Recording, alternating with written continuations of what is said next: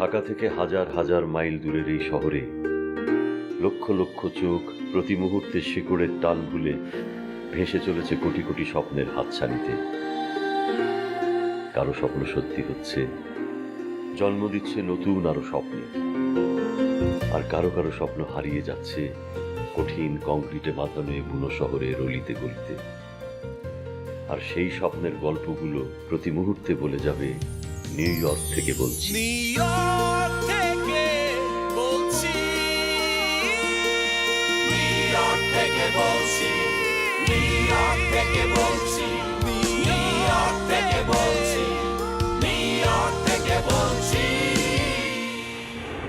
তোমার আন্টি প্রতিদিনই তো আমার মুখ থেকে তোমার গল্প শুনে। আজ সকালেই বলছিল যে ইন্দুকে বলো বাসায় আসতে। যদি মীরার কাছে চলে যায়? কি? হ্যাঁ। থ্যাংক ইউ ফোনটা রিসিভ করার জন্য। ফর্মালিটির প্রয়োজন নেই, কেন ফোন করেছো সেটা বলো। তুমি কি বাইরে নাকি? আওয়াজ শুনে মনে হচ্ছে। আমি কোথায় আছি, কেমন আছি সেটা তোমার জানার দরকার নেই। কেন দুদুল, আমি কি তোমার খবর জানতে ফোন করতে পারি না? না, পারো না। অবশ্যই পারি। তুমি আমাকে বাধাতে পারবে? হ্যাঁ, আমার যা খুশি আমি তাই করব। আচ্ছা দুদুল, তুমি এই সময় বাসার বাইরে কেন বলো তো? তোমার কি সীমানার সাথে ঝগড়া হয়েছে? হ্যাঁ, এবং সেটা তোমার কারণ। আমার জন্য মানে? আমি আবার কি করলাম? আজকে অফিসে আমার পিছু নিয়ে সীমানার সামনে আসাটা তোমার উচিত হয়নি। সীমানার সাথে তোমার ঝগড়া হয়েছে, এতে আমার আবার দোষ হলো কোত্থেকে? মীরা প্লিজ, সীমানার বিষয়ে তোমার মুখ থেকে আমি কিছু শুনতে চাই না। ওকে, অ্যাজ ইউ উইশ। এভাবে বাইরে বসে না থেকে আমার বাসায় চলে আসলে তো পারো। একসাথে ডিনার করলাম, গল্প করলাম। আর তাছাড়া তোমার সাথে আমার কিছু জরুরি কথাও আছে। আই প্রমিস, তোমার সংসার, তোমার ওয়াইফ, এসব কোনো কিছু নিয়ে আমি কোনো কথা বলবো না। লিসেন, আমার সাথে তোমার কোনো জরুরি কথা নেই এবং সেটা থাকতেও পারে না। আমি সত্যি বলছি দুদুল, আমাকে ইমিডিয়েটলি দেশে যেতে হবে। আমার শরীরটা একদম ভালো না। I need your help. Meera please, এসব মিথ্যে বলা বন্ধ করো। এর আগে বিভিন্ন অজুহাতে তুমি আমার সাথে দেখা করেছো, আর প্রত্যেকবারই বিভিন্ন ঝামেলা হয়েছে। তোমার সবই মনে আছে। তোমার মনে না থাকলেও আমি বুঝি, আর তাই ভুল করেও তোমাকে বিশ্বাস করার মতো ভুলটা আমি আর করতে চাই না। আই ডোন্ট আন্ডারস্ট্যান্ড, তুমি এত রুড হইতে আমার সাথে কেন কথা বলছো?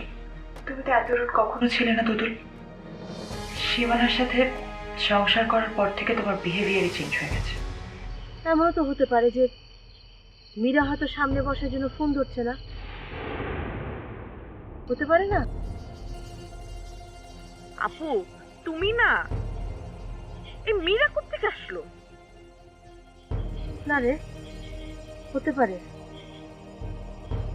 আমার উপর রেগে গিয়ে সে প্রতিশোধ নেওয়ার জন্য ঠিকই মীরার সঙ্গে দেখা করতে চলে গিয়েছে। তারপরে তো দুজনে মিলে প্ল্যান করবে যে কালকে থেকে আমরা দুজন মিলে একসাথে ঘুরবো, ফিরবো, খাবো। হঠাৎ বাসায় ফিরবে না, মীরা বাড়িতে থেকে যাবে। আপু তোমার মাথা না সত্যি সত্যি নষ্ট হয়ে গেছে।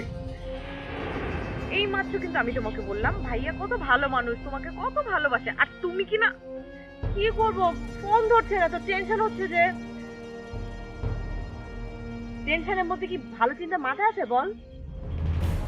মীরা, এর মধ্যে সীমানাকে টেনে আনো না প্লিজ। তোমাকে আগেও বলেছি, আবারও বলছি, লিসেন, তোমার আমার দুটি পথ দুদিকে গেছে, টোটালি ডিফারেন্ট ডেস্টিনেশন।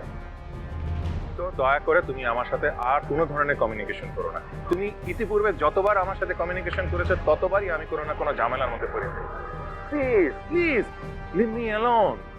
তুমি কি বলতে চাইছো? আমি তোমার জন্য কুফা? দুদুল, তুমি ভুলে গেছো আমি তোমাকে কতটা ভালোবাসতাম। আমরা দুজন একসাথে কত স্বপ্ন দেখেছি, সব ভুলে গেছো? মীরা, মীরা, একটা সময় আমি তোমাকে অনেক বিশ্বাস করতাম। হ্যাঁ, ইটস ট্রু, আমি তোমাকে অনেক ভালোবাসতাম, কিন্তু সেসবের মর্যাদা তুমি আমাকে দাওনি। আমি যদি উল্টোটা বলি, আমি যদি বলি তুমি এখন অন্ধ হয়ে আছো, তাই আমার ভালোবাসা, আবেগ, আমার কষ্ট কোনো কিছুই তোমার চোখে পড়ে না। তুমি যা খুশি করতে পারো, যা খুশি বলতে পারো, প্লিজ আমার সাথে কোনো ধরনের যোগাযোগ করো না প্লিজ। আমি আমার গোছানো জীবনে কোনো ধরনের ঝামেলা চাই না মীরা। আমি রাখছি। আমি কাল তোমার অফিসে আসবো। দয়া করে অফিসে থেকে কাউকে দিয়ে আমাকে বলিও না যে তুমি অফিসে নেই। বাই। তোমার মুখে মিথ্যা কথাটা মানায় না তো। বাই।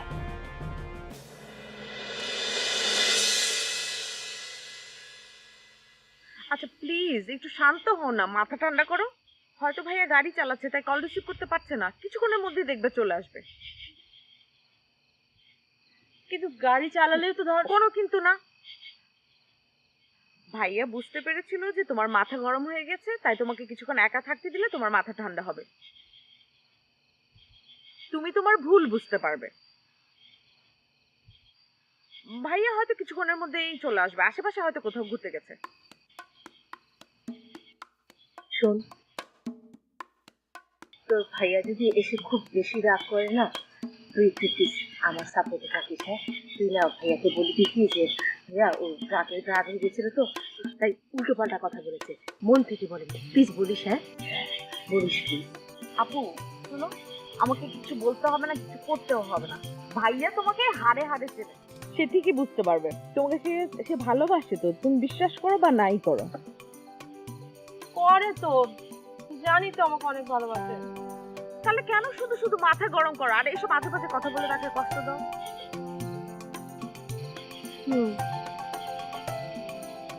আজকে আসুক, আজকে দরকার হলে পা ধরে মাপ চাবো, কান ধরবো, এই ধরনের কথা আর কখনো চিন্তা করবো না। নেভার, একদম উল্টো পাল্টা চিন্তা করবো না বাবা। থাক থাক, তোমাকে এসব ভেবে আর কষ্ট পেতে হবে না। আজকে দুলা ভাই আসার পরে দূর থেকে ভাইয়াকে দেখে জড়িয়ে গিয়ে জড়িয়ে ধরে কোলে উঠে পড়বে, পারবে না? ছাড়, সাহায্য করো, আমি এসে পারবো না। মনে মনে তো ইচ্ছে করছে থাকবো মানুষ। ওকে চল, চল।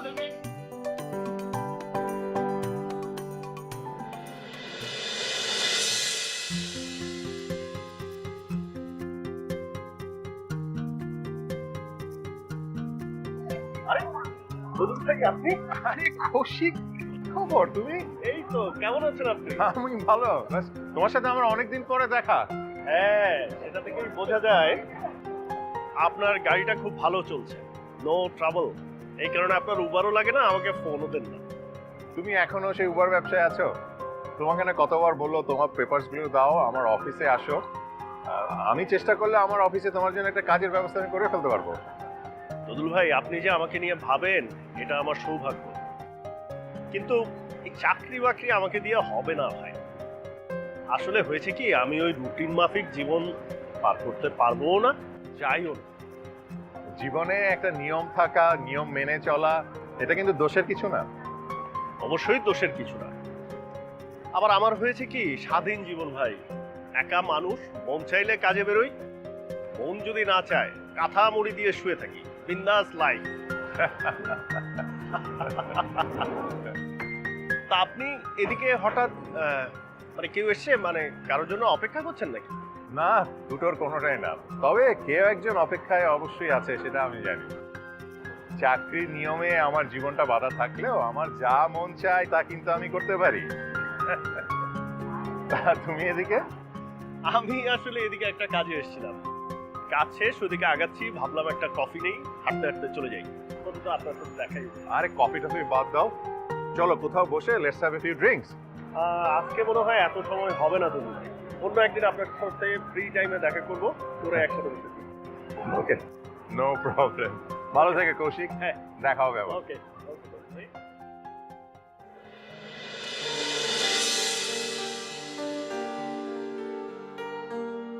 বড় ভাই, আপনি তো আছেন, আমি চলে গেলাম।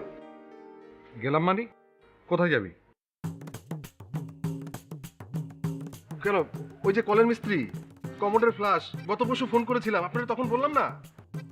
আজকেও তো আসার কথা ছিল, আসলো না। আমি একটু আগে ফোন করেছিলাম, ফোন ধরে নাই। এখন যাইতেছি ওর দোকানে, যাই গাড়টা ধরে টেনে নিয়ে আসে। কি কোন ভাই? কেন ঘাড়ে ধরে আনতে হবে কেন? গিয়ে বলবি আমার সাথে চলেন, সে চলে আসবে। আরে বড় ভাই, আপনি এই মিস্ত্রি যাত্রা চেনেন না? অগর ওই ঘাট ধরে টাইন না আনতে হয়, এরা খুবই বজ্জাত। একটা রেঞ্জ দিয়া দুইটা নাট টাইট দিয়া কয় আমি বড় মিস্ত্রি হয়ে গেছি। আরে বেটা তোরা সে আসেনি, নিশ্চয়ই তার কোনো কারণ আছে। আর ফোনও যেহেতু ধরছে না, তাই সেটারও নিশ্চয়ই কোনো কারণ আছে। তুমি গিয়ে যদি সেই লোককে পাও, তার প্রথমে জানতে চাইবে যে তার কি সমস্যা হয়েছিল, আর সেটা খুব সুন্দর করে জানতে চাইবে। সম্ভব হলে তার সেই সমস্যার সমাধান করে তারপর তাকে সাথে নিয়ে আসবে, কিন্তু ঘাড় ধরে না, আদর করে নিয়ে আসবে। তাহলে দেখবে এরপরে সে কোনো সমস্যায় পড়লে সে আগে তোমার সমস্যার সমাধান করবে, তারপরে সে তার নিজের সমস্যা দেখবে। আঙ্কেল কি বললো শুনলি তো? হ্যাঁ শুনলাম, তো কিছুই বুঝলাম না বড় ভাই। আচ্ছা, তোর হাতে কিছু বুঝতে হবে না। আঙ্কেল যেভাবে যা বলেছে সেভাবে কাজ কর, যা যা।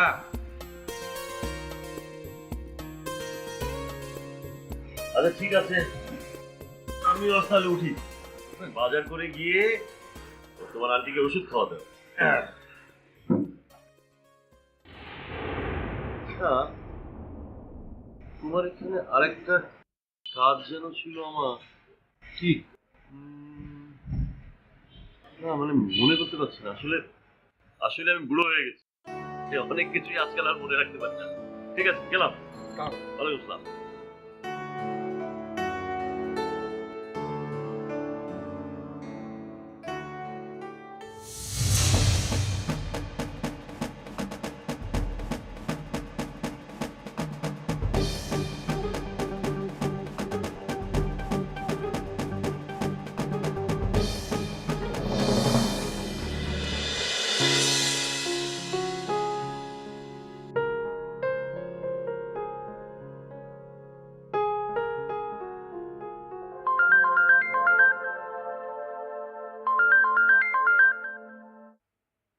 হ্যাঁ মা বলো। কিন্তু তুই কি খুব ব্যস্ত নাকি রে? কেন, কি হয়েছে? না, সেরকম কিছু হয়নি, একটা জিনিস কেনার দরকার ছিল। তুই কি কিনতে পারবি বাবা? আচ্ছা পারবো না কেন, কি লাগবে সেটা বলো। না না, আমার কিছু লাগবে না। তাহলে তানি কিছু লাগবে? না, তানিরও না। তাহলে আর তোর বাবার। মা,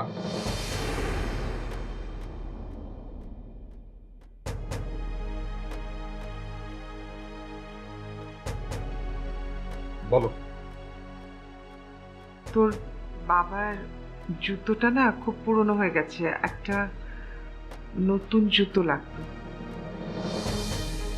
এর আগেটা তো তুই কিনে এনে দিয়েছিলি, তাই বলছিলাম।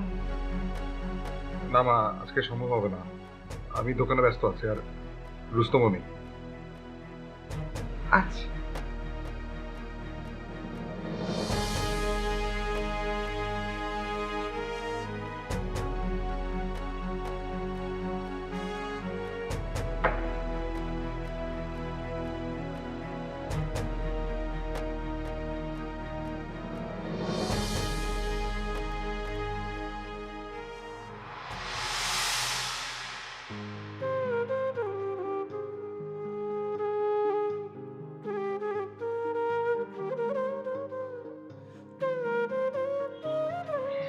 এই তো মনে পড়েছে, ইন্তুর দোকানের পাশের গলিতে মিষ্টির দোকান। পারভিন মিষ্টি খেতে চেয়েছিল।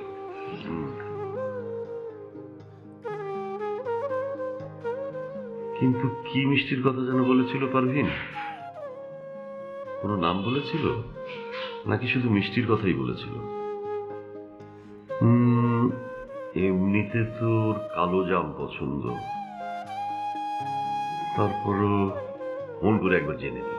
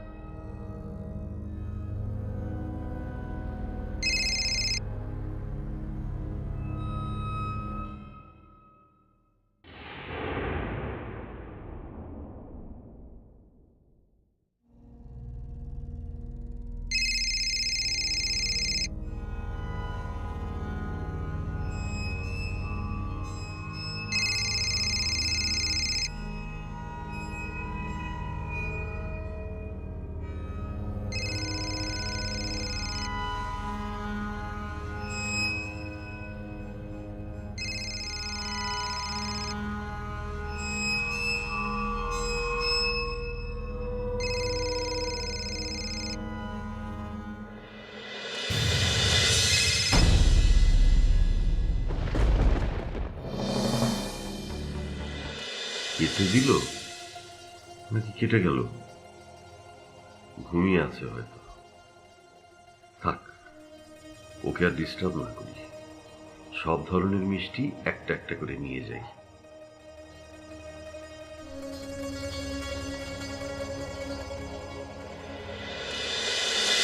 সত্যি করে বলতো তুই কি ভাবছিলি?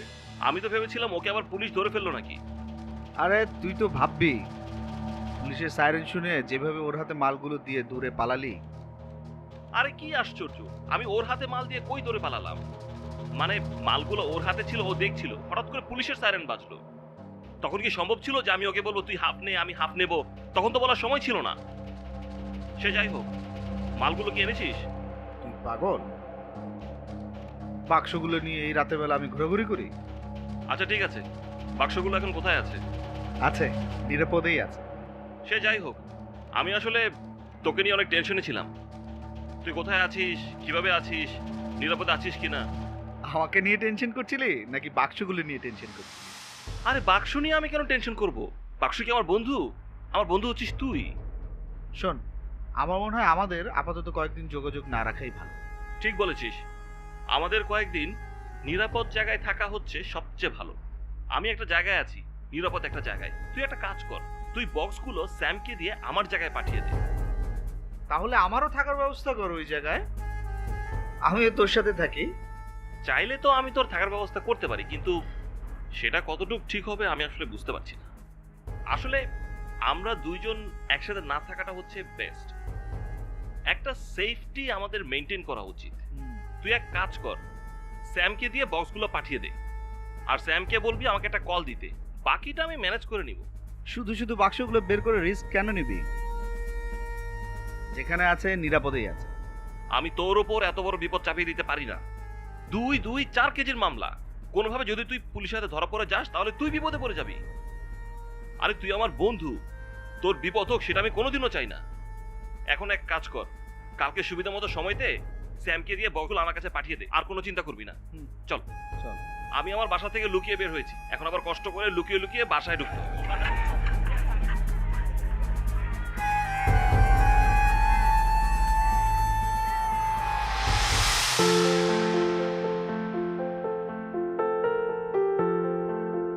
পারভিন, পারভিন, দেখো তোমার পছন্দের মিষ্টি নিয়ে এসেছি। পারভিন, পারভিন, পারভিন, পারভিন, পারভিন, পারভিন, পারভিন, পারভিন।